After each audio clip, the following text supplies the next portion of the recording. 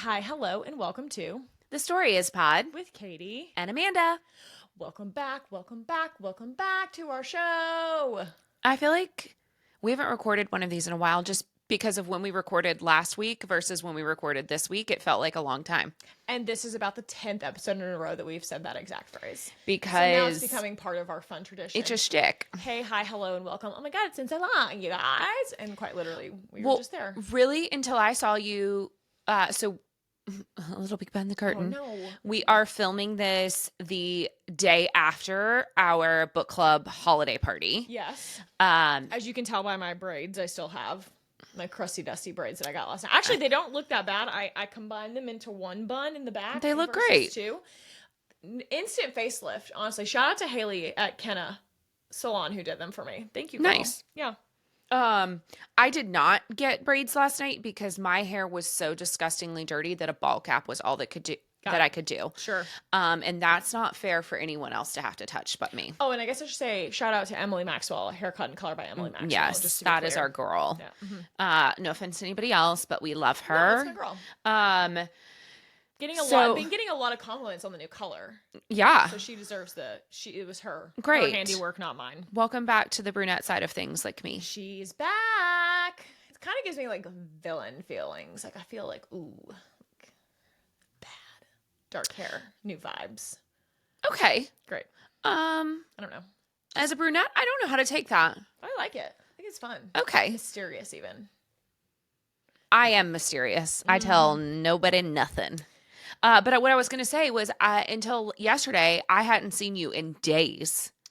Like 3 days. Yeah, which is... That's a long time. That's a long time for us.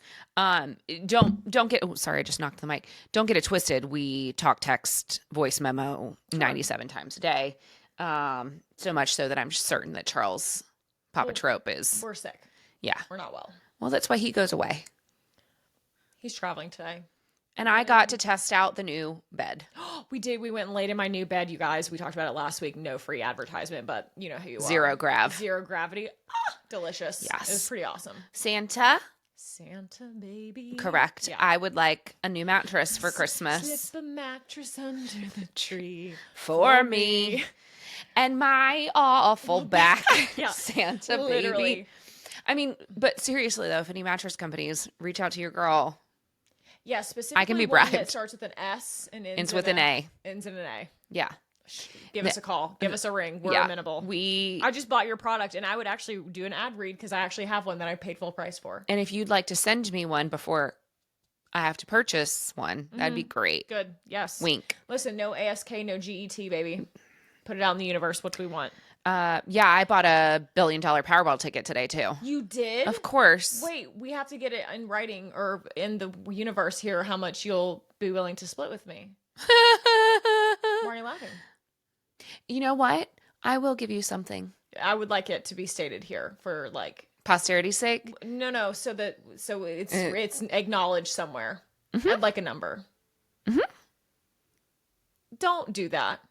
If you I'd be willing to give you $1 million. $1 million? Okay, so you win $1 billion. You're 1.1 billion is what it's estimated at right now. So you take the lump sum. Obviously, never take the payments. But it's based on the annuity, so really you're probably going to end up with $650. Yeah, generously after tax. Yeah, assuming there's just one winner. Let's assume one winner. Yeah, let's assume one winner. Yeah. Immediately calling Betty, financial advisor Betty. Shout out to Betty. Hi, Betty. And saying SOS. How I do this? Yeah, it's one. You're not telling anybody, but there will be signs. Yeah. Yeah. Honestly, though, I think that I would give the ticket to Gail, to my mom, and mom, because I can't. You would expect me not to tell anybody? But if you gave it to Gail, you would still. I would still reap the yes. Yeah. So what difference does that make? But she's way more fiscally responsible than me. Okay. I would like for her to give me like $1 million and be like, girl, go at it. No. You're all wrong for that. No, you don't need to give it to Gail. I don't know if I can be trusted. You can. Come on. Don't be crazy. Of course you can. Okay, so right off the bat, I'm renovating my house. Well, first of all, the first thing you're doing is quitting your job. Oh, yes, obviously. Yeah. We're living off the interest. We're not touching the principal. See, that's fiscally responsible already. But okay, let's say you get 650. I think what seems reasonable to me, Oh, of course, yes, is you take of the 650, you take, let's call it 550 and immediately invest it. Okay? So that leaves you 100 mil to play with. Donate of course. to charitable causes. Sure. Everybody gets Pay off some debts pay of off- like families, Oh. not just my debts, but like my family's debts. Wow. Yeah, I would do that for my family. For Gail. Or like my extended family. Oh, you I have some would. Okay, extended okay, family. okay. Yeah. Okay, so you got 100 mil to pay off your house, pay off Gail's house, Yep. pay off all the debts. I'm taking the family, so us, on a trip, Okay, like trip of a lifetime. sure. And then you would be gifting us, the core four, Some money. some money. Yeah. So how much of your 100 mil would you be willing to give to part with? What if I did? See, I already don't like this. I don't know What what if I took don't like like it. 20 million Okay, and divided it amongst the core group? great, Is that evenly. I don't know. No, I'm just kidding. What would you do? How much would you give me? Okay, okay, that's a great question. Yeah, I would probably do. You'd pay off family debts. You'd like make sure. See, that's where it already gets tricky because I got some. The family debts could be tough. I'm like paying off my mom's house. Yes, of course. I'll Like- pay like my. So I'm not like necessarily giving extended family money. a cash A check. check, sure. But I'm gonna be like, Yeah. I've got your house paid for. I would pay my. Yes, one parent's house is paid off, so that's off. I don't need to do anything there. One parent's house I would need to pay off, and then I feel like I would probably go ahead and like pay off my mom's car. Sure. And maybe my dad and Kim's car. And I would definitely, we definitely like get Carol's house paid for. That's my mother-in-law. So we take care of those. Sure. And then I would like to pay off Sam, Parker, and Stasia's The student sisters, loans. Those are our siblings. So I'd like to go ahead and like get those taken off. And they would all get like I don't know that I would give them like a check either, but definitely give them like a A leg up, if you will. well, no, what is it called? Like a trust. trust. Like they'd all get a trust. Of course, Kendall would get a fat trust. Sure. More than anybody else. Sorry, guys. That's my nephew, in case anybody was curious. Somebody's got to take care of us, and Somebody has to take care of us. It's got to be Kendall. Yeah, and then so Kendall would probably get like three, like in the trust, and then the siblings, $500K, $750, something like that. Okay. And then obviously we'd like pay off our house. And then I would give the friend, the core four friend group, everybody would probably get like, I would say probably 3 mil, 5 mil, Okay. something like that a piece. Okay. So about the same. Yeah. Just be like, here you go. Thank you for being my friend. Love you, mean it. And I'll be like, and I'm going to renovate my house. Sure. And then we're going on a sick vacation. Of course, that goes without saying. Yeah, yeah. We're going somewhere awesome. PJ. The family. PJ, the whole thing. We're doing the whole thing. Yeah. The Yeah. PJ life can be sustained, but for one time, we're doing it. And I want to do it on like a trip to Tokyo, like Yeah, of course. somewhere Where it like makes- super far. Yes, of course. Yeah. Where it actually would be Yeah. like worth something. Not I want to flying lie to fat. Atlanta. Fat. I want to lie fat. I want to lie flat. Oh, yes. I have very strict requirements. I so desperately want to go to Japan and South Korea, but I have very strict requirements on my ability to get there. Yeah, and I it's- must be in a lie flat seat. I'm too old. Everything hurts. I'm too if not. tall. It's Yeah. not comfortable for me. Okay, we've pontificated about this long enough. Okay, We've sorry. got things to cover. We've got topics to Yeah. hit. Number one, Stranger Things. Oh, Let's talk okay. about That's Stranger not where I Things. thought we were going. We'll end our segment Got with it. what you want to talk about. Yes. Stranger Things. We're caught up. Yeah, ready. Wow. I am sat. I I loved the episodes. I thought they were great. It's so crazy. They are feature length episodes. They are all an hour, 5 hour, 10 minute, like, yes, full. I'm obsessed. I loved it. I really thought that the kids being quote older. was Yeah. really gonna fuck with me. They're just in high school. And Yeah. it's like fine. And they didn't really like, what grade are they in now? Like we don't really, Well, it's it's a little always been ambiguous. ambiguous about like, how old are they? When they were young, like you got it. But like Sure. as because we've had like 3 or 4 years between each season. Yeah, and there's been the problem for them though is that they're giving dates like 1980s, so Right. they are giving some time, but like Because we're in 89 now, I think. No, I think we're in 87. 87, okay. But it's fine. I thought it was really going to distract me. The only one that really kind of threw me for a loop, to be honest, was Erica. She is the one that I was like, okay, got it. Yeah. Like we are full like grown up. Yeah. But I quickly got over that as soon as we had Miss Thang drop us with the line of, I don't know, I wasn't invited, shitheads. And I'm like, and we're back. And I wanted more of her in the early episodes. Desperately. But she's in now. She is. Yes. I kept waiting. Like, where's Erica? And Holly being as old as Holly is. Wild. I was like, I almost forgot that there was a little sister. I am shocked by the involvement level of Holly. I really am. I'm shocked that she is like main character. Yep. The only thing that I'm not quite grasping, and I'm hopeful that maybe in the Christmas episodes that drop, we'll have a little more clarity. I am not really clear what's going on with Max. I'm a little confused around the Max storyline a bit. Okay.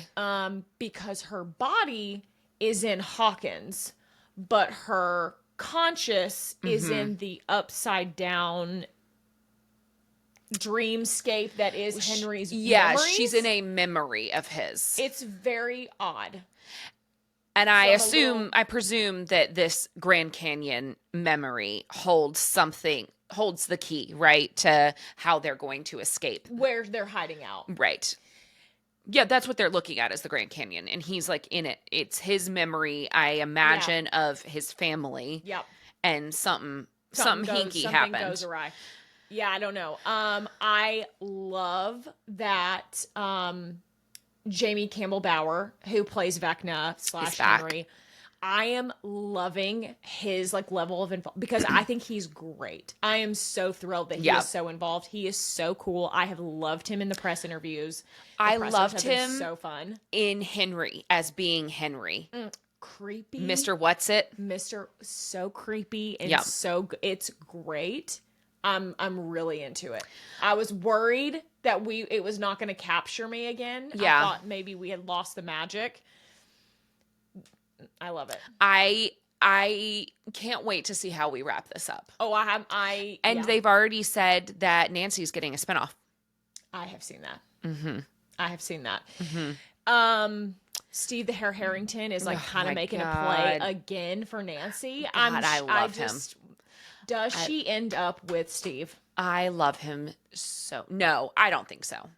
Steve gets no love interest? I don't think so. That's devastating. I'm worried that Steve is not going to make it. No. I mean, they've said that we're going to be devastated. No, you're right. Oh God. So I'm a little worried about that. I went the other way. I fear that perhaps Will is going to have to sacrifice himself to really like. Will needs a nomination after this. This series of episodes. He was incredible. In the last episode where he's like levitating But to what end? Like, what is the point? I'm not. Vecna had everybody at his fingertips, and he just lets them all live. So does he want them dead? Like, obviously they're murking people left, right, and center, but you had him. You had all of them. You had the mom, Winona Ryder. What's her name? Yeah. Susan or whatever the mom's name is. It's not. You had but yeah. her. You had Mike. You had Lucas. You had all the like half of the kids, all just right there, and you just walked out. It was so strange. Like what's going on? I don't know, but I feel very strongly that this is not all a dream. but No, we're they're all playing D&D. right. So we'll zoom out and it'll be it's them just having been playing a big game of D&D for like years. Right. I totally agree. I think that's exactly and I where think we're that headed that's to. going to be a really cool way to wrap up this season. That's so funny. I feel like people are not going to be happy that that's the case. But this show is based on Dungeons and Dragons. I know. And they've really, like, I feel like we kind of not lost that piece of it because it's always been very heavy-handed and for, like, real, like, D&D heads. But we kind of skewed away from that a little bit, I feel like, in the middle seasons. Yep. But this season specifically, we've got the character Yep. pieces. Holly has her little, like, we are back to remind We're going to tie it up. Hey, this is all about D&D. Let's not forget that this is what this is all based on. Right. Yeah. I'm excited. I can't wait. Gabby, one of our booksellers, also is a big Stranger Things girl, and she is obsessed with Will. I texted her and let her know that I had caught up and was finished with the show, and she was like, "I fear Will is hot now," and I was like, "He did look really good. He looked really great. His little bowl cuts now kind of styled and like looking cute. He looks great." Yes, I agree. Yeah. I think And I feel Will weird saying Byer, we need to give, or that's not his last name, is it? That's Nancy. Nancy is Byer, isn't she? No, Will Byers. Will Byers? Yeah, that's right. Okay. Yeah. Nancy Wheeler. Wheeler, that's right. Nancy Wheeler. That whole scene when the Demodogs, or whatever we're calling them now, Demogorgons, come through the ceiling to get Holly. That Insane. was when her and her mom are hiding under the water in the bathtub. Crazy. I thought her mom was dead. I was shocked when we found out that I thought we lost both parents. I thought when we found out that the Wheeler mom was still alive, I was shocked. She lives to drink another Chardonnay. God damn, she does. Good for her. The woman loves a Chardonnay. She really does. I would like to nominate our next topic. Pivot. Go. The Met Gala 2026 co-chairs have been announced. I'm glad you brought this up. I remember seeing it and I forgot to write it down. Yes. Okay. All females. Yes. Interesting. Beyonce is the first one on the list. Famously, Beyonce does not make appearances. She has come to like one Met Gala in the last like 8 years. Right. So Bezos is what gets you there? Okay. Nicole Kidman,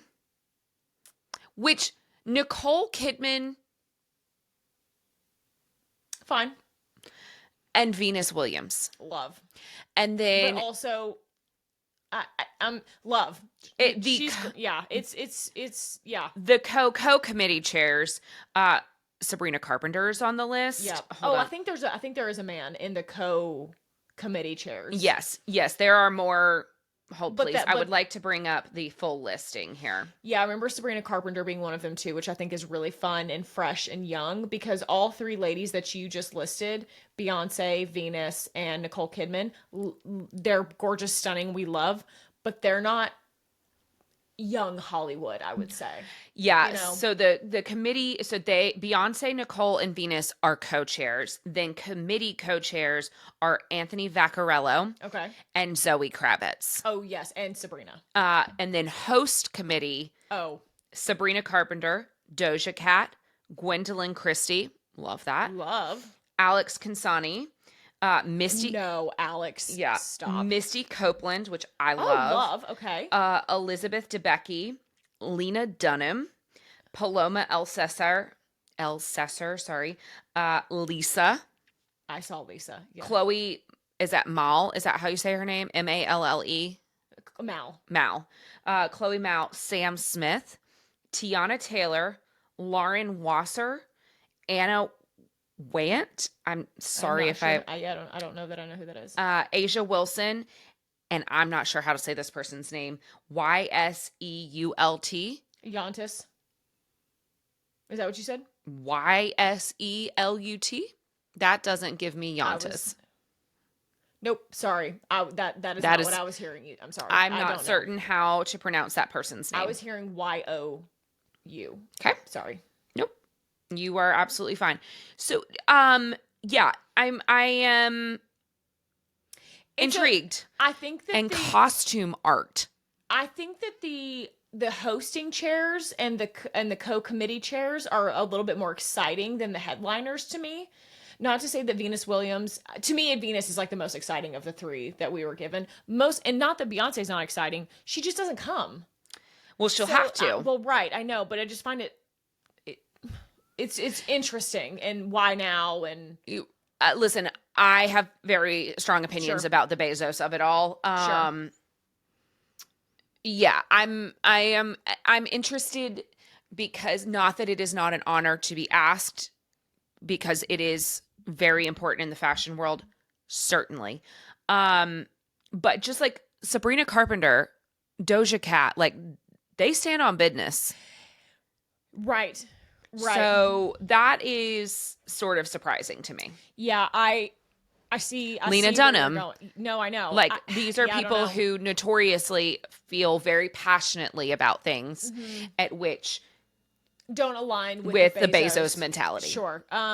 Yeah, that is interesting. I don't fully know. Do you want to give just a really brief synopsis about how the Bezoses are involved in this year? Sure. This is who may not know. This is my very basic understanding. Sure. So Bezos bought, for lack of a better term, certainly the placement for Lauren Sanchez for their wedding in Vogue. And my understanding, part of the deal with Anna stepping back was because the Bezoses stepped in and said, no, we'll make a financial deal here. Got it. Okay. Is my understanding. Could be totally wrong, but that it is a money thing. And Anna Wintour is the what's her position for the Met Gala? What was her position? Chair, right? Yeah, like chairwoman. Okay. But I presume that will all stay the same. You don't think she'll have to step down after she steps down from Vogue?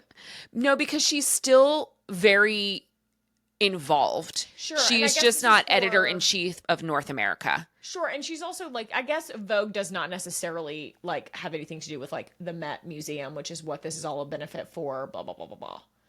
But it is sponsored by Vogue. Correct. But she just, I think that she'll still be a part of the curation, all of that. I think that she'll still attend, but oh, for sure. I don't know if at some point that torch will be passed to Lauren Sanchez. I don't know. That's so crazy. Notoriously terrible fashion too. Oh boy. Okay. Lots of money came by you, class, as my girl Luann de Lesseps would say. That's crazy. Remember last week when we talked about our White Lotus Dreamcast and like who we'd love to see in season 4? Did we get a cast? Well, we've got one casting that has been we think confirmed ? But I believe it has been confirmed. Do you want to take one stab more at who it might be? It is a female cast member that has been supposedly announced. Is it someone? It's someone I know. Yes. Younger? Older. British. Miriam Margolyes. Helena Bonham Carter. Oh. Joins the cast of White Lotus season 4? Season 5. Season 5. Crazy. Season 4. Yeah, 3 was last time. Interesting. I love it. I think it's brilliant. Because, White Lotus castings are so interesting because they're able to pull these high-profile actors that maybe aren't like... It's such a delicate balance. You can't get anybody too famous because then it's not White Lotus-y enough. Well, and then it becomes, listen, when you get to a certain level of fame, it becomes sort of, and I think Brad Pitt pulled back on that, but you were always looking at Brad Pitt at the height of his stardom. You never see anything other than just Brad Pitt being Brad Pitt. He was sort of like Tom Cruise, right? Right, sure. Interesting. I love it. Listen, she is notorious for really digging into a part. She really does. I think this is brilliant. I see her as like an eccentric billionaire, like heiress sort of vibe, like really woo-woo, like crystal heavy, and like that is what I'm imagining for her. And I love it. She's like on her like she's there with like her two like younger male like Consorts. Love. I like that. I like it. Call us, I White think that's Lotus, if you're Mike White. if you need some help. Give us a call. We're happy to help. I think it's brilliant. So yeah, that has been confirmed. Isn't that crazy? Very interesting. I have something book adjacent in casting news. Oh. So this has been making the round. I feel like I know what you're gonna say, but that yes. J. Law and Josh Hutcherson will be back to Hunger Games. I saw this too. I think that is done. I think that is happening. Love. That's huge. Huge. I have a couple of other book to movie. I got some things for you too. Yeah. But the J-Law, I love that she was able to take a break. She really stepped back from the spotlight there. Yep. She had like several years where she went on maybe the hottest of hot runs that an actor or actress has ever gone on in Hollywood. Yep. With just like an unbelievable run of movie, Oscar nomination, Oscar win, just like she was everywhere all the time, won everything, swept, and then just was like, break. Had her baby, got married, had another. She said that she was sick of herself. I love it. I think that's so real. So as people who talk into a microphone, I too am like, I'm bored of us sometimes too. Not bored, but just like, Listen, it's hard. And she also was like, I was in my 20s when I got famous, like really started to get famous. And I went through all those growing pains, like me as a 22-year-old in the public eye, like absolutely Look not. out. But I say all of that because I am so happy that she is back. Yeah. Because we need her. She's need people incredibly like her. talented. I love her. I think she is so talented. She is funny. She's charming. She's also like, I think has admitted to that like I'm so relatable and I eat pizza and shit. Like that was a bit, or that was like a persona that she kind of curated to like protect some of herself. That has really pulled back a lot. And I love that she's just a regular girl. She has great style. She got a great stylist. She wears a lot of the rows. She loves Matt and Bowen, and she loves her housewives. Oh, and I love that for us. I think that there are so many things. I mean, listen, she's a multi-millionaire that like is so unrelatable. I could never, but there's something about her that is so grounded and so relatable, and I'm just so happy she's back. I think she feels like somebody you could actually like meet. I wouldn't be scared to if we saw her in New York. I feel like we could go, I love you, you're amazing, and like not be like not starstruck. That's not the right word, but like I would feel fine. Unlike approaching Meryl Streep, for example. Oh. I would just be like, Meryl! Like, I wouldn't be able to deal, Or Harry Styles. Why are you making that face? I'm just saying, you wouldn't keep it together for Harold. Not a chance. Listen, it's cool. As if I met Taylor. I think that I would the only words that would come out of my mouth, I think, would be thank you. What else is there? She'd be like getting into a car and be like, thank you. Thank you. Speaking of Taylor. Oh, okay. I have not yet watched the document. We have not watched the documentary Gabby, when you see this, if you see this and do your homework like you're supposed to, I haven't watched without you. No. I've had a lot of temptation, but I haven't done it. What time? Well, we've been busy. And she was busy. This all kind of worked out. We'll watch it with her. I think this will be good. Other big casting news. Catherine Centers, the bodyguard, is being made into or it's currently filming. Okay. I can't remember if it's a film or TV. I think it's a film. The lead, Jared Padalecki. Oh. And Leighton Meester.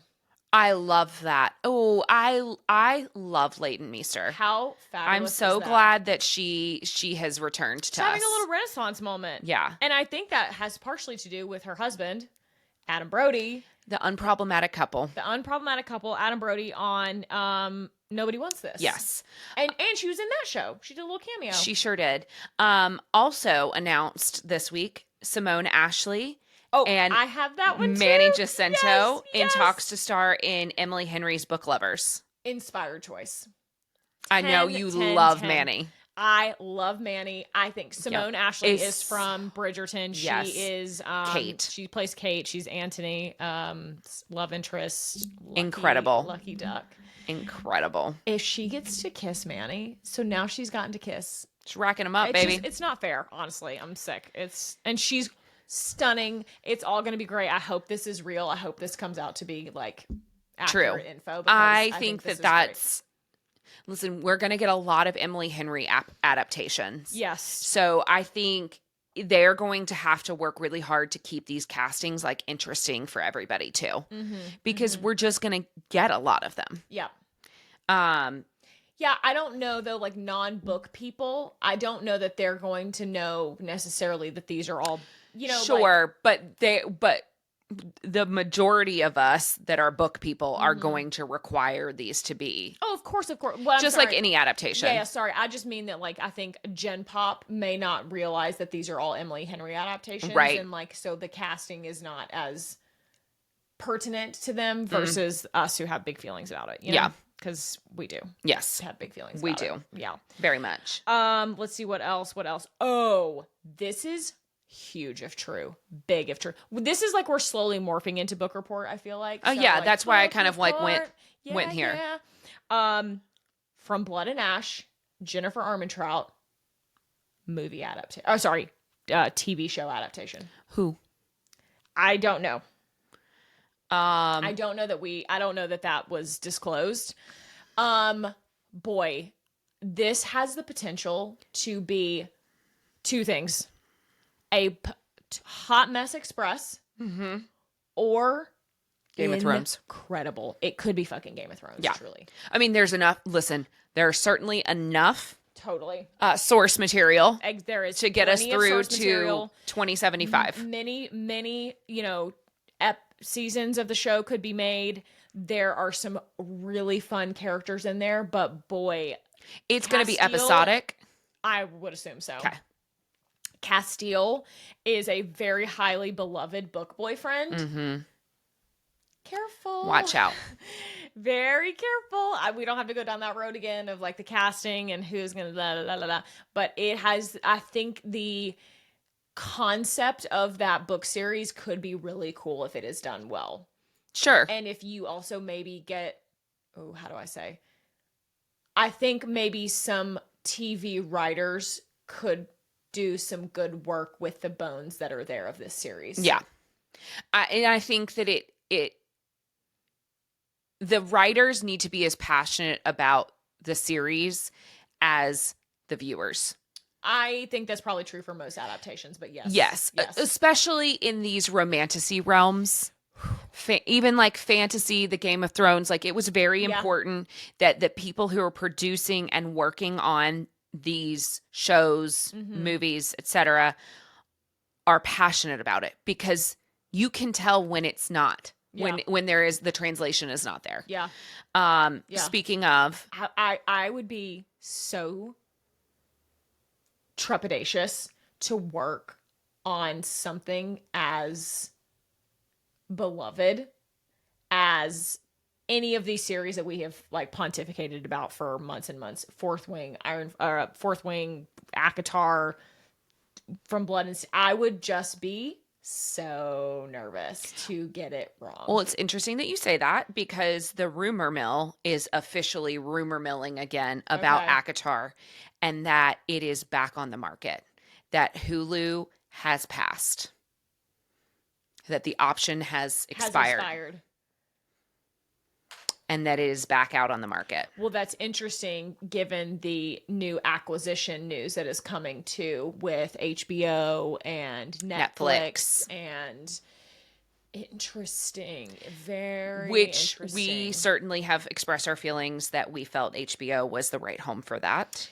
Yeah. I don't know that we talked about that on the show. I don't think that news had broke since we've recorded, but if in case you missed it, there was a huge acquisition announcement this past week where Netflix is purchasing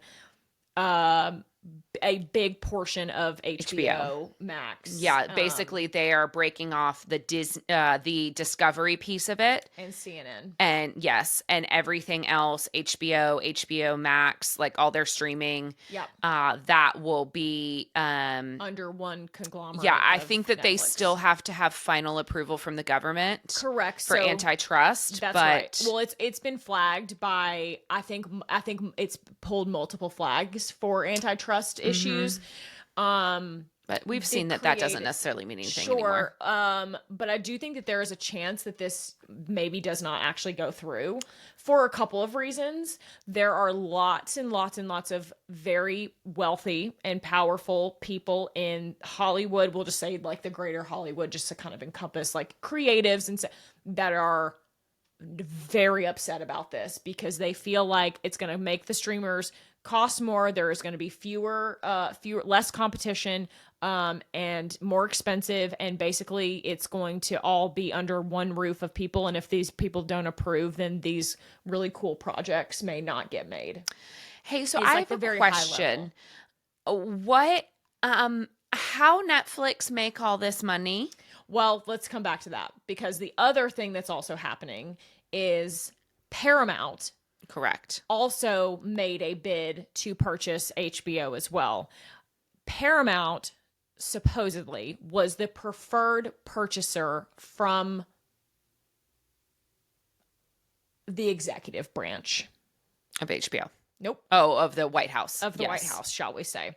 That because of relationships that have been made and built over time. So according to some things that I've been listening to, NPR and some other stuff, Paramount was the favorite to win this bid because it was the bid that supposedly was going to be backed by the White House and not get any... But that deal fell apart. But not get any pushback in terms of antitrust. Right, but that deal fell apart months ago, is my understanding. Yeah, but we didn't know that. Well, no. I'm saying, and that's when HBO said, well, we'd be open to other options. And Correct. That's when the talks with Netflix started. And then Netflix came in and made an offer they couldn't refuse. I mean, $62 billion. It's insane. Almost $63 billion. Now, to your question, Netflix famously releases no numbers. The only numbers that you ever get from Netflix are the top trending shows on your home screen when you log into Netflix. So Netflix is a bit of a black box in terms of kind of what's going on there. Yeah. But what they do release has been they're hemorrhaging money. Right. They have supposedly their shareholder. They've never reported a. And this is my understanding, and I could be totally wrong. So please don't come for me in the comments if this is my understanding. Though is that they have never recorded a profitable quarter in all of Netflix's time. So where did this money come from? Yeah. What? That's a lot of money. That's beyond a lot of money. That's a gross understatement. This is unimaginable money. I was just pulling up. I was doing a little fact check for me. Googling. It says Netflix's recent financials as of Q3 2025 and TTM, whatever the fuck that means, September 2025 shows strong performance with growing revenue, high operating income, and significant free cash flow. The company's financial strength is considered robust, though the stock is currently subject to volatility related to a potential acquisition of Warner Brothers operations. So they're showing Netflix's revenue for the 12 months ending September 30th, 25 was $43.379 billion. A 15.41% increase year over year. Okay. Well, that is, I feel like must be the first time that they've turned a profit then, because it has been colloquially discussed that Netflix doesn't make any money. Yeah, it says years of cash burn are behind the company because I think that's what they're talking about. Years of cash burn are behind the company, which now generates substantial free cash flow projected to be around $9 billion for 25. That's a lot of liquid money. Yeah, but $9 billion, that's ain't enough. You just bought something for $63 billion. Can you get a loan for that? I think they can get anything they want. But, anyway, okay. Crazy. I don't really know how we totally got here, but I would be. Oh, you said that the ACOTAR. Yes. option on ACOTAR with Hulu has expired. Yes. So now it's back up for grabs for somebody else. And I think whether we've discussed it on this show or not, offline, we have felt very passionately, and most of the people I feel like that we talk to that are TV heads, Sure. and bookies like us, feel pretty strongly that HBO would be the right home for that. I think Apple could maybe do it now. Oh, yeah. You know what? Yes. I think Apple could. That would be interesting. They don't have a like a big fantasy franchise. A cornerstone fantasy. Interesting. I just can't imagine that HBO is in the market for that. They've got Night of the Seven Kingdoms, which I had noted down too, which is a Game of Thrones spinoff, is airing this spring. I want to say the tentative date is in like March. Can they ride the Game of Thrones? But then they also have House of the Dragon, which we know is only going to be 4 seasons. So, you know, maybe House of the Dragon ends. That timeline might work for them to get the rights, get funding, write the script, and then get it to come in right after House of the Dragon ends. I don't know. Yeah. Interesting. But that would be a lot of work to get that done, but I think there would be time. Yeah, well, I wonder how far they got into the process with Hulu. I know that the rumors were about scripts and such, and back to the drawing board on scripts. So I wonder I don't know. if there is even a script out there. Yeah, I don't know. Because if you have a script, at least you've got something to work. Right. I don't know. I also, again, we don't have to beat this dead horse about Sarah J. Maas or her works or whatever, but I think that Throne of Glass lends itself much more amenably to a TV show than ACOTAR does. Because you don't, I have said this 1,000 times, but you don't have people that transform into like animals, and you don't have men that have wings until very deep in the series, when hopefully by that time you'd have some budgetary things that you could like work with. Well, I think, listen, the budget for this show, regardless, is going to be massive. Astronomical. As it should be. Oh, yes. Just like JLA's, like... all of these are going to require because it's going to require a lot of CGI. Any of these. Yeah. Harry Potter level, if we... adjusted for inflation. Sure, and I was gonna say the Lord of the Rings show, like Amazon. 200. You know what I mean? Yeah. You know who isn't gonna come to the table with this? Amazon, I doubt. My guess is probably not. Yeah, I think they got burned. Well, they took a swing at an IP that was interesting, and I actually loved the idea, but the show I don't think performed very well. And they spent a lot of money on it, like $200 million. Just for the rights to the IP. That was not included filming. I think they were in it for almost $1 billion for season 1 after it was all said and done, the filming and the cast. I mean, can you imagine you gotta go into work and you were the person that was like, this is it. We're doing it full send. Damn. And you gotta come in after like episode 1 and be like, well, our market share was 3 viewers. Damn. Like, that's tough. That's really tough. All right. Do you want to move into what we've all been wanting to talk about? This is our slide into the official book report. I guess we can call it that. Not yet, I mean, we've been talking about book reports for... No, you're right. Heated Rivalry. Yep. Can we just... a moment of silence. Let me finger. Let's hold some space. Oh, are we going to touch? No, I'll hold your finger. This feels weird. We don't touch. We've watched through episode 4. And I'm so glad they got picked up for a second season because I just can't get enough. Oh, yeah. Season 2, been confirmed. I loved the way they did it with it was so cute. The marketing team out of Crave Canada. Incredible. Give them everything. Yeah. So we talked about this last episode a little bit too, but now we have confirmation. So Crave is a arm of HBO. Subsidiary. Yeah. It is the Canadian form of HBO. So that's where they watch Game of Thrones. That's where they watch all the HBO shows is on this network called Crave. Crave was producing this show. Right. And at the very last minute, literally like a week before the show aired is my understanding, or 10 days, a week, something like that, HBO decided Well, we'll snag that. Like we'll take that. It seems to be generating some buzz. Yeah, this is getting some real buzz because our Canadian listeners and our Canadian friends north of the wall, they were saying that they were seeing a lot of promo for the show, where we Americans, we got nothing. That's why, like, when I say we, but like my TikTok specifically algorithm, I was seeing things and I'm like, wait, this was posted like 3 months ago.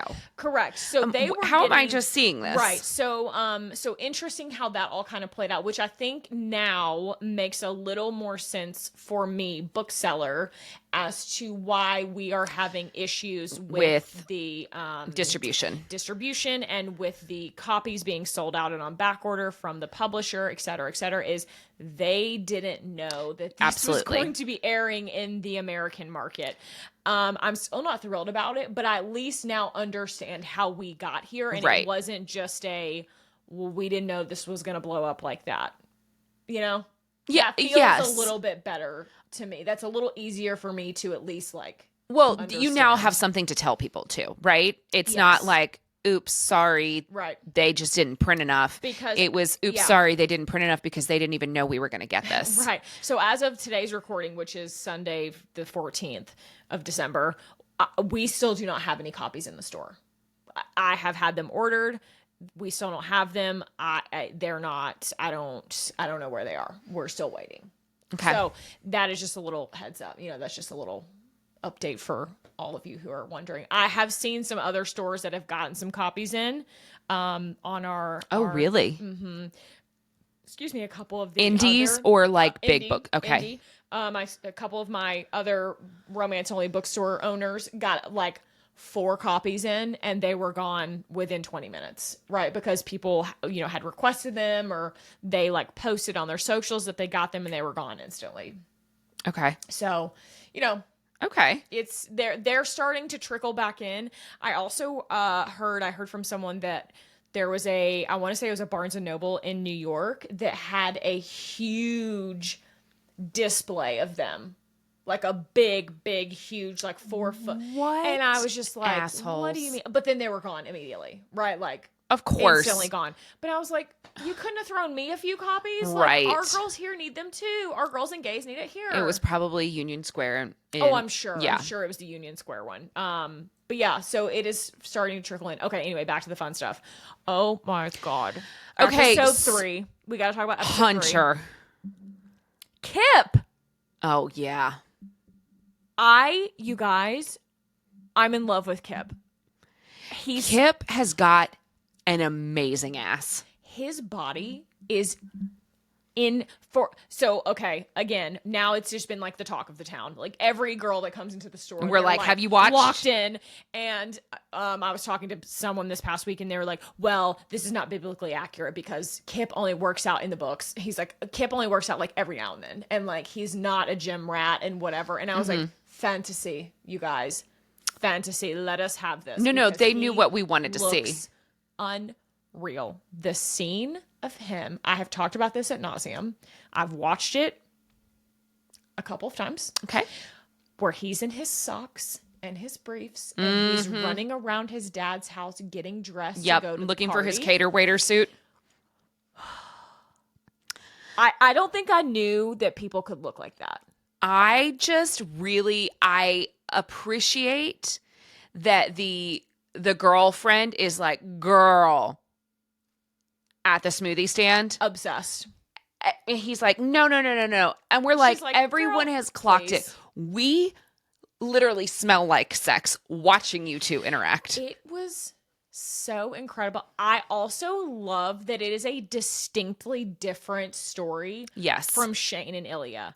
I love that we are getting some diversity in like this gay relationships, because I feel like a lot of times they're very like copy paste rinse repeat, like they're sort of all stereotypes. They're very stereotyped, and I like that we are getting like vastly different sort of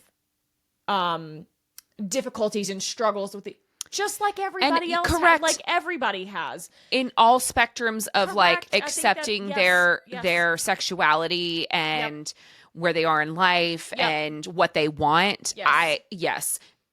Again, like I said last week, we've seen straight people do this on film and television forever. Forever. Yep. We're bored of ourselves. Yeah. Yeah. We're bored. Yeah. I just am. I am so locked in on Hunter and Kip. I need to know what happens with them expeditiously. I just The scene where Scott is standing outside of the party watching Kip's birthday. mm-hmm. That was so devastating.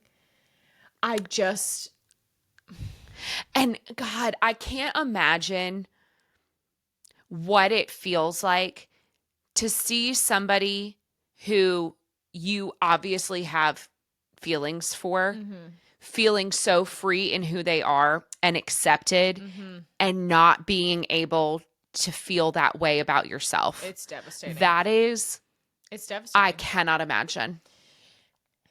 Yeah. I can't imagine. Yeah. It's And yeah. I also have seen a couple of TikToks from some gay creators talking about them having conversations with their straight friends about the positions. Oh my God. Yeah, I'm so glad you brought this up. Let's put a pin in that for Ep 4.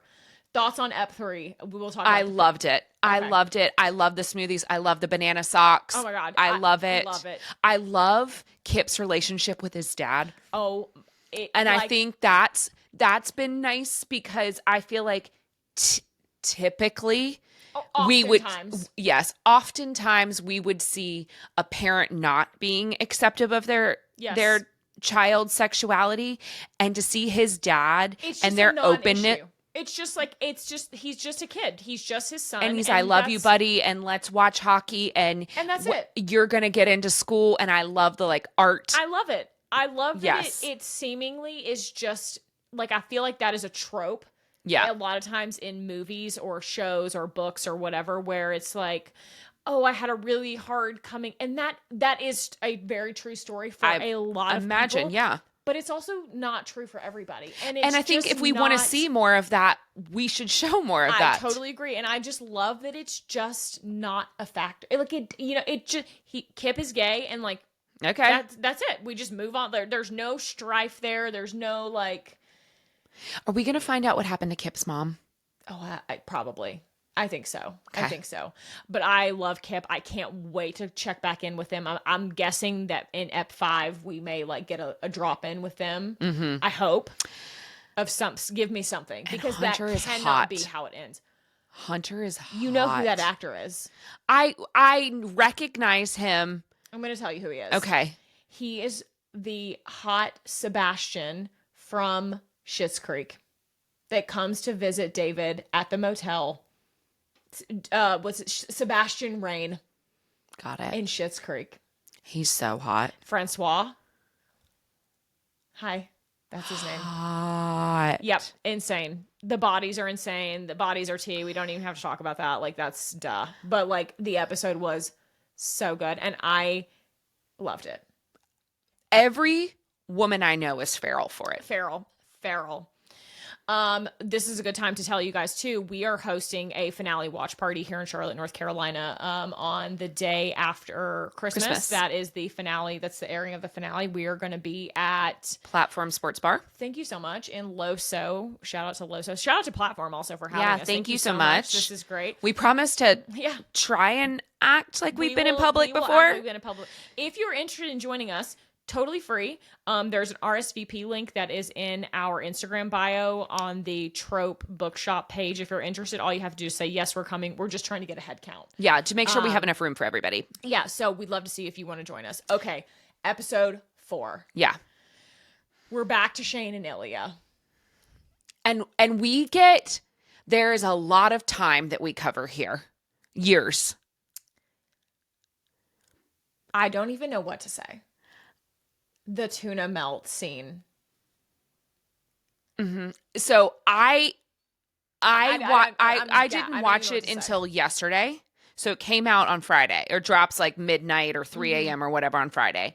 Yeah, we watched yesterday. You watched yesterday too. I did. So I had seen some like talks about this The tuna melt Me scene too. Me too. on social media, and I was like, a fucking tuna melt? Well, What are we talking about? Like, does somebody like eat a tuna melt off of someone? Like that's where I my was brain like, went. and immediately I went to our romantasy, like, I make you food, you mate. You mate now. I make food. I make Got food. it. I give you Sure. soup. And so I was like, oh my god, they're gonna. No, and not quite. I what wasn't happens. mad. I wasn't disappointed, but it wasn't what I thought. I don't even know what to say. They call each other by their call me by your name. Mm-hmm. They call each other by their first names for the first time. They have a very, very, very hot scene. Well, there's a couple of hot scenes, but the hot scene at Ilya's house on the couch. You were educated this week as well about frauding. Yes. I thought that that's what it was happening. But I wasn't sure. But I wasn't 100% sure, but I thought that's what was happening. Yeah. I also didn't know that it had a name. And that is not, we can't look it up. Yeah. You do some research on your end. FROTTING. Because we did some research on our end. Wow. Yes. Wow. But I now did. Positions. Yes. I did think that this was very interesting. Because I think before I started reading male romances, that I too probably would have imagined that they were always in sort of like a doggy style position. You did? Yeah, I just don't think I never read male romances. So it never even crossed, that sounds terrible, but it like never really crossed my mind. Okay. But now that I have broadened my romance horizons in the last couple of years. Sure. I would have been several years ago, I would have been the straight friend that this guy was talking to about. Okay, fascinating. Because the friend was like, wait, you like do missionary? Yeah. And I was like, yes, sweet angel. He was talking to his straight male friend. Oh, his straight male friend. Right. Correct. Oh, right. Because he was like, what was the phrase he used? Doesn't the artillery get in the way of the other guy? And I'm like, oh. Also, that's kind of the point. Right. Like that. And you would think, I would think as a male, sure, you are more familiar with what would feel good. Listen. And get the job done, if you should say. Sure. I'm shocked to hear you say that. I didn't. I don't mean this from like a place of like anything other than. You just never really thought about it. I never really thought about it. Interesting. Okay. I don't know.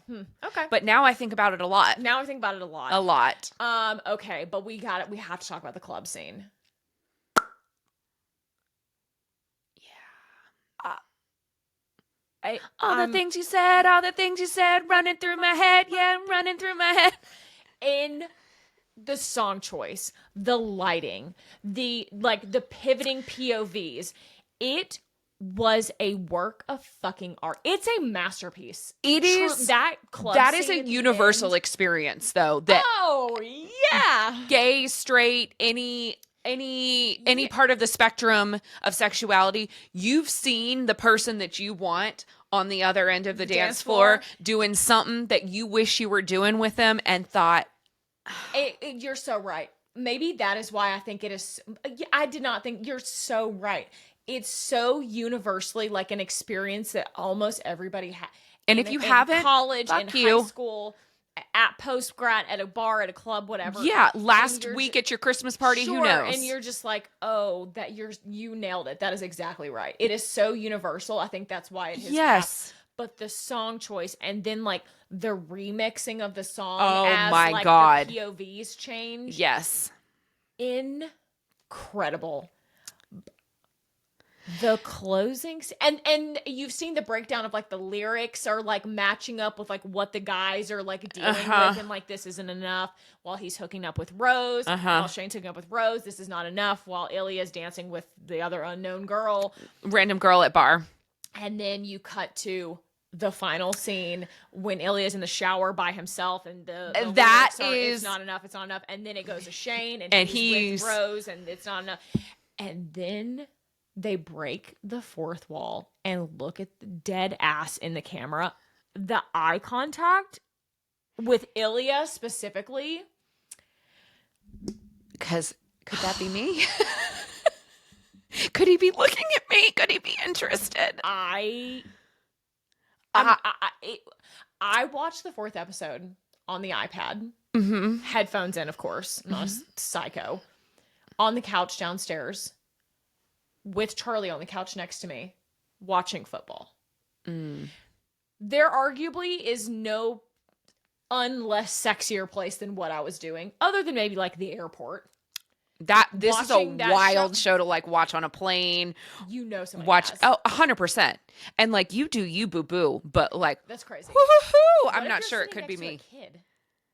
That would be anyway. Let's not get it. Let's not go down. You know, rules of civility have been broken here in our day and age. Sure. So yeah, and Charlie at one point, he's like talking to, because the second you put in headphones, he immediately wants to talk. I'm like, hello. You like, say 3 words. And he looks over and he sees my screen and he just goes, huh. And that was it. And I'm like, okay. He had no idea what was happening. It wasn't during the club scene when he was watching this. Okay. It was during, I'm like, what was he watching? I can't remember what he was looking. It was like it was when they were sitting on the couch, like weirdly far away from each other. And he was just like, what is going on here? And I'm just like this. Eyes about to bug out of my head, like, insane. Yeah. Oh, last night at book club, Corey gave me some tea. She's like, did you hear the theory that when Shane says Ilya's name out loud, that it was really just in his head and he didn't say it aloud, and that Ilya was really the only one that said Shane's name? Oh, don't do that to me. Yeah. Don't do that to me. No. Yeah. I want a happily ever after. Yeah. I'm certain that that's not what I'm going to get, but that's what I want. I also saw somebody on TikTok break this down who has read the book about how the scene where Ilya is talking on the phone to his dad. Yeah. That scene is from Shane's POV. So we don't know what Ilya is talking about on the phone. Right. But in the show, you get both, right? Right. So we know and so they believe that the part about his dad whatever was happening with his dad and his brother and whatever, that was like added to the show. To give context. Brilliant. Yeah. Or, Rachel Reed could have just said, well, this is the conversation that I imagine that was being had, Yeah. So, anyway, fascinating. I can't wait for Friday. I can't wait for Friday. This is taking the world by storm. It's incredible. I'm so happy. It just makes me happy. It just brings me joy, and I'm queer just joy. So happy I love that it. It has made so many other people have so much joy. Yes. And I just think it's great. Again, straight people are boring. I love it. Last thing about Heated Rivalry before we totally move on. Okay. Did you see that the trailer for the show aired on the Jumbotron at the Tampa Bay Montreal game? Oh, I love that. Yes. I love that. On the big Jumbotron hanging down above the ice was a trailer for the show. Or a commercial for the show, like during one of the timeouts. And I do believe Isn't that hilarious? The next episode has the first openly gay hockey player. Oh, I've NHL seen, player. Yes, I have seen. He's now retired. I don't. Yes, think he but plays anymore. he is. I actually saw somewhere online, and I do not know if this is true. So we can fact check this. Tommy, you can pop this in down here if this is not accurate. Disclaimer. But I saw that currently, kind of back to our conversation from last week about the NHL and you wanting more. I don't think that there is an openly gay player in the NHL. I think right that now. Is correct. Yeah. And I think, I think this is true. I think it's the only major sport that does not have at least one openly gay player. Do better. Your hopes of the NHL coming into this, I fear, are that's really only upsetting. that, which are hopes. So it's upsetting. Okay, I want to move on to a couple more things before we wrap up here. We have not given our Brimstone recap thoughts. Yeah, because I wasn't done. Yes. So, for the next 3 to 5 minutes, this is going to be Brimstone talk. There will be spoilers. If you've not finished, please skip ahead to the end of the episode where we will talk about what we read this week. And if you don't skip ahead, that's fine. Thank you for joining us. Make sure to like, subscribe, and follow along. And on all the platforms at The Story Is Pod, on Spotify, on YouTube, Instagram, TikTok, all the places, all the things. Like, subscribe, follow. Please share with a friend as well. We would really appreciate that. That would be really lovely. Gift from you to us this holiday season. Perfect. You did great. Thank you. Okay, Brimstone. Now we're in. This is your last chance. If you're Brimstone, wee woo, wee woo. Spoilers. Can I start off? Go. Can I start off guns blazing? I would love for you to. We haven't really talked about it too much. This was my feedback to you right away. It's a Crescent City fanfic. Okay. There are, and that's not to say that I don't like it and that there aren't differences. Absolutely. But there are some similarities that are very apparent. I'm not saying anybody plagiarized any. I'm not trying to like catch that smoke. And I loved it. I loved Brimstone. I did too. But there are things that happen that I'm like, yeah, we've seen this before. I'll play devil's advocate because I Okay. don't necessarily disagree with you, but I'll take the other position just for funsies Okay. here. I think unfortunately or fortunately, or it is just a part of the genre, romantasy in general. Is the crossover. It is, there just, I think at times are some inherent things that feel familiar, especially for people who read a lot of romantasy. Mm-hmm. They start to sort of blend, like, because there are Absolutely. only so many ways in which the mating bond can snap into place. Do you know what I mean? Well, and So I that do think- your different girl then becomes the most important pawn in the game. Of course. So I think to some degree, there is a little bit of inevitability of plot points or things feeling very similar. Sure. But I do feel like this is distinctly different from Crescent City, as you said, in enough ways that it still feels fresh and different to me. Okay. But I hear what you're saying, and you're not wrong. Fisher is Rowan. Or not Rowan. Fisher is Hunt. Now, we can talk about the similarities now if you'd like to. Fisher is You just Hunt. wanna jump to Fire the end? sprites. Fire sprite. See, the fire sprite ones, I didn't even clock that. That's so funny you said that, and you mentioned that to me on the phone. I was like, damn, you're so right. I didn't even catch that. Prince of Hell. Prince of Hell. We find out Kingfisher is a Prince of Hell. I mean, we essentially. imagine that's like, That's what's, yeah. They don't say Prince of Hell, but they lead us there. His dad is the king of hell. Yeah. Yeah. All of that to say, I loved it. I did too. Listen, when Onyx was going through it, I was not having a good time. I was not doing okay. I cried so loudly that I woke Charlie and the dog up. It's not- And Charlie like shot up out of bed, like don't wake daddy style, and like and he's like, what's wrong? And I looked at him Don't and wake daddy. That's a crazy pull. okay, Wow. 90s kid. thank you. But I just looked at him and I go, because he's got no context for what's happening. Sure. And I just go, their dog died. And he just goes, oh. And then just lays back down. Yeah. that And was then it. immediately falls back asleep. And I've got Nigel. He's laying his cute little bed at the foot of my bed, just sleeping away. And he's white and Onyx is white. And I just was like, oh my God. And then he was fine. Spoiler. Onyx is revived. Onyx gets revived. But you fear that there will be consequences for that. It's balance. It's all about balance. A life for a life. Uh-huh. Carrion. You owe a debt for something. What did we talk? What book is that we were talking about? Like you owe a debt, like somebody owes a debt for someone that we saved. What series were we talking about with that? Every one of them? No, I know, but specifically there was something we read this year that like someone gets saved and now death is like owed someone because he should have died and he didn't. Was it Rose and Chains? No. We'll come back to that. At 3 a.m. we'll come up with it. Yeah, that's fine. Doesn't matter. But, yeah, but you're concerned about that. I'm concerned about that. Carrion. Yeah. Here are a couple big questions I have after leaving the book. Uh-huh.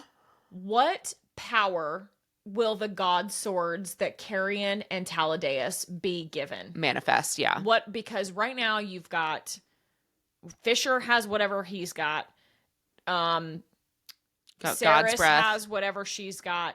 And then you've got isn't Renfis Esvaeth?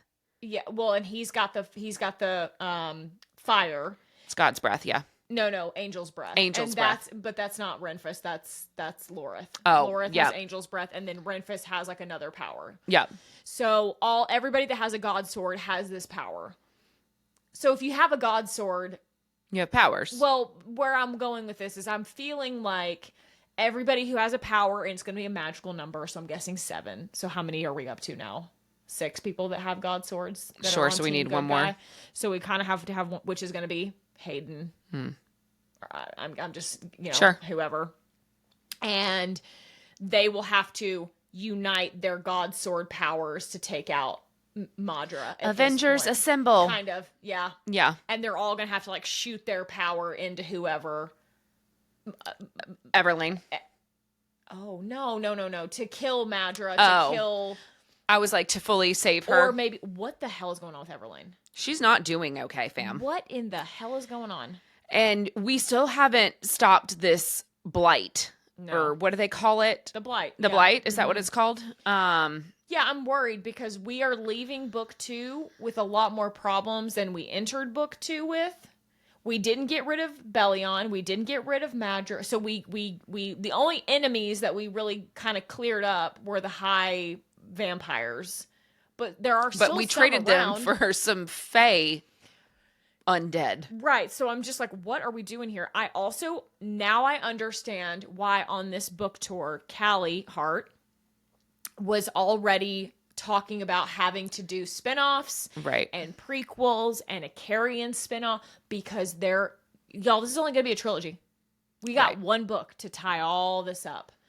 That is my only concern leaving book 2 is like, how? Yeah. And it's going to almost have to be much bigger than both of these 2 books, how big are these books? Was it like 700 pages? Let me just check. It feels 650. Oh, it's less than I thought. 660.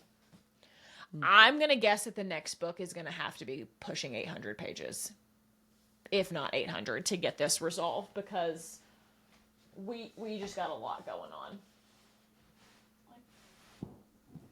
But it's a smaller. I'm just for funsies. Yeah, I was just going to look and see how many, like Kingdom of Ash. Okay, the paperback Kingdom of Ash is 984. Yeah. Smaller pages. Yeah, so I would guess it would be hardback is going to be somewhere in the high 800s. So, anyway, my point being, we got a lot of ground to cover, and now I understand why we've already started laying the groundwork for other things, because we are not going to get enough of Carrion as we want. Also, what's up with Carrion growing all these plants? Is that his god sword power? Is that what we're going to find out? I don't know. They don't talk about anything about his god sword being involved. Yeah, but we don't know that. And he also lost his god sword for a while. Simon. Where is Simon? Carrion. You know what I just thought about? I wonder if Carrion will be the one that will be able to restore like plant life to the burned. Oh, after that Yes, sense. Yes. After the blight is gone. Yes, because here's how I imagine the 3rd book will almost inevitably have to end. Carrion will be crowned king. Ascend, yep. And he will like regrow the vegetation, like bring life back to their realm. Yep. And that's really all that we're going to be able to get from him. There's just not enough time. And then he'll go off on his spinoff and he'll talk about his trials and tribulations of being king. Either that, or we will get POV chapters from him of what he was doing during Brimstone and stuff. Or it could be we get like what he was doing in the Silver City for 1,000 years before. No. I don't want that. He was whoring around. We know what he was doing. He was just bored. He was just dicking everybody down. He was just bored. Also, we found out there was a big discussion online about the conversation between Kingfisher and an unknown person. It was like a snippet that Callie had released. Yeah. About are you in love with her?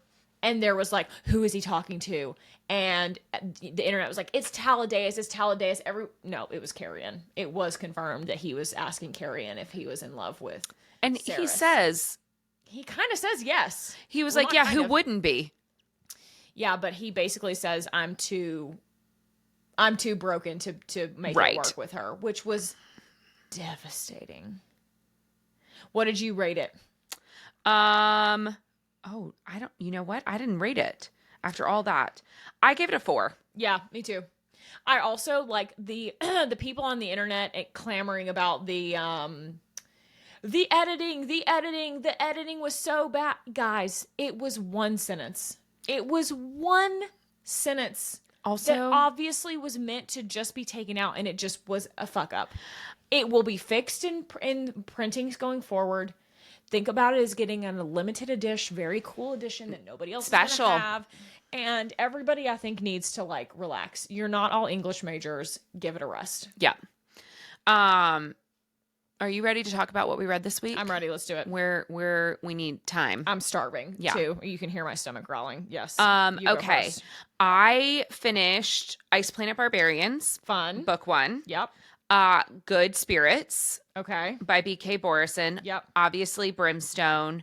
And I am currently working on the games Gods Play. Fun. And and obviously Savage Fae. I am loving the game Gods Play. Yeah. It's very good. It's like Hunger Games meets the Greek gods with like a little sprinkle of some sex in it. Very fun. It's very good. I like it. Okay. I finished, of course, Brimstone. Mm-hmm. I finished Before I Let Go, which is the Skyland series, book 1, Kendi Ryan, incredible chef's kiss. We'll read the next 2. Thoroughly enjoyed. Yep. I also listened to B.K. Borison's Good Spirits. Mm-hmm. I liked it. I think I liked it more than you. I thought it was very fun. I liked the mystery of like, how is this going to end up? I won't spoil it, but like, I gave it a 3.75. Okay. Yeah, that feels okay. Yeah. Since I can't do star ratings like that yet, I think I ended up giving it like a 4. But like, it was fun. I liked it. It was Christmassy, but not like overtly so. Yeah, you could read this. I mean, you could read this in any time in the winter, I think. Yeah, but I enjoyed it. I think it will be fun. And now I'm just curious, like, who book 2 will be about. I'm guessing her sister. Oh, I didn't realize that it was going to be a series. Yeah, it's Ghosted is the series. Got it. Which is kind of fun. Or the girl that works in the shop with her. Yeah. So I think that'll be fun. I'll be curious to see who book 2 will be about. And then, of course, I finished Savage Fae as well. And I am currently listening to, what am I listening to? I just started something new and I'm not remembering now. Oh, maybe I haven't started anything new. A liar. Just kidding. I haven't started anything new. I finished Savage Fae like this afternoon. Yes. So I am fresh. I'm ready to start a new audio and a new Ooh, physical. Sorry, fam. We had a little bit of a technical issue and the camera died. Apologies. We're too deep into it now, so we'll just finish it up. Thanks so much for joining us for this week's episode. We appreciate you. Couldn't do it without you. Love you, miss you. This is a horrible angle. I'm so sorry. We'll just sit up a little bit. Oh, do I need to sit up? Yeah, maybe just a skoch. And with that, go read your book.